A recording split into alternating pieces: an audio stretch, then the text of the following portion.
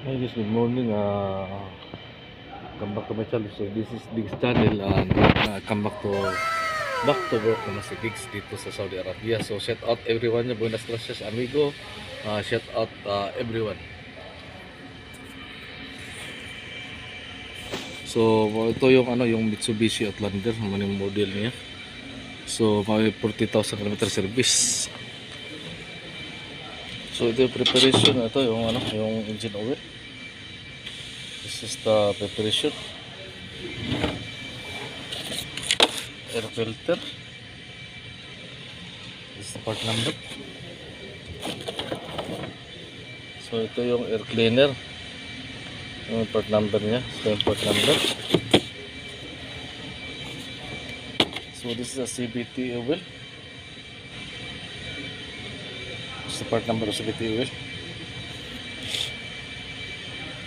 Ito sa ang oil filter. Ito yung oil filter niya. Yung part number. So change the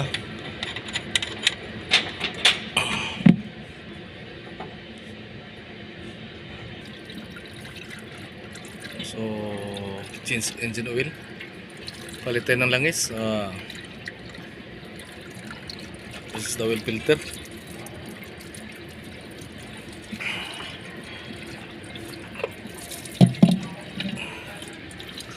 For every 40,000 km service must be changed this one, also the CVT. So this is my first vlog of I vacation now. No. Galing ako sa bakasyon. I'm from Philippines, so I come back to work now and Mitsubishi. So shout out everyone dyan.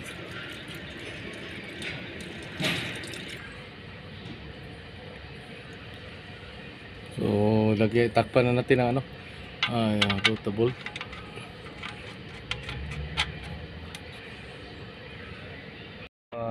Now put the engine oil.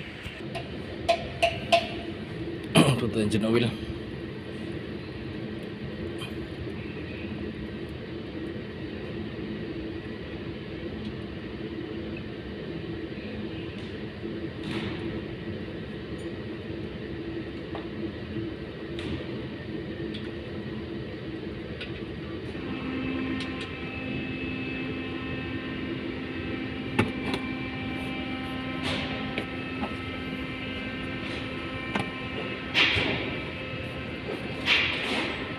Now put the CVT oil. Actually, it's already finished the CVT oil.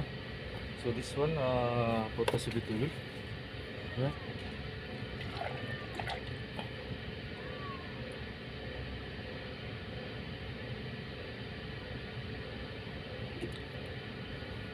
Palitan to ng yung CVT oil. Actually, every 40,000 km service, palitan to siya ng CVT oil.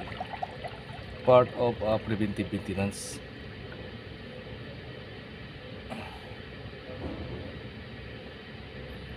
So hindi natin na-videohan pag pull out ang filter kasi yung hindi natin na na-videohan.